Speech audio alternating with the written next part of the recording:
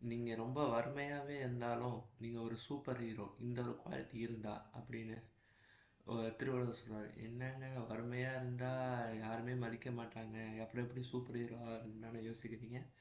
திருவள்ளுவர் என்ன சொல்கிறான்னு பார்க்கலாமா? திஸ் இஸ் யர் வெங்கடேஷ் மித்யா. Welcome to 117th video. இந்த வீடியோவில் நம்ம என்ன பார்க்க போறோம்னா திருக்குறளில் அதிகாரம் நம்பர் 12 நடுவுநிலைமையில் இருக்கிற குறள் நம்பர் 7 பார்க்க போகிறோம். குறள்: கெடுவாக வையாது உலகம் நடுவாக நன்றிக்கண் தங்கியான் தாழ்வு. ரிப்பீட்டிங்: கெடுவாக வையாது உலகம் நடுவாக நன்றிக்கண் தங்கியான் தாழ்வு. இதோட பொருள் என்னன்னா, யார் ஒருத்தவங்க வந்து தன்னோட வறுமையில் இருக்கும்போதும் நடுநிலைமை சமமாக எல்லாரையும் ட்ரீட் பண்ணி பார்த்துக்கிறாங்க, எல்லாருக்கூடையும் நடந்துக்கிறாங்க, நடுநிலைமையோடு நடந்துக்கிறாங்களோ அவங்கள வந்து இந்த உலகம் வந்து ஒரு ஃபெயிலியராக பார்க்காது, அவங்கள ஒரு சூப்பர் ஹீரோவாக பார்க்கும் அப்படின்னு சொல்கிறாங்க.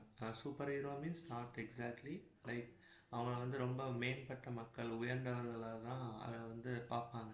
ஸோ நீங்கள் வறுமையாக இருந்தாலும் ஏழ்மையாக இருந்தாலும் நல்ல பணங்காசோடு இருந்தாலும் நடுநிலைமை தவறாமல் இருக்கணும்.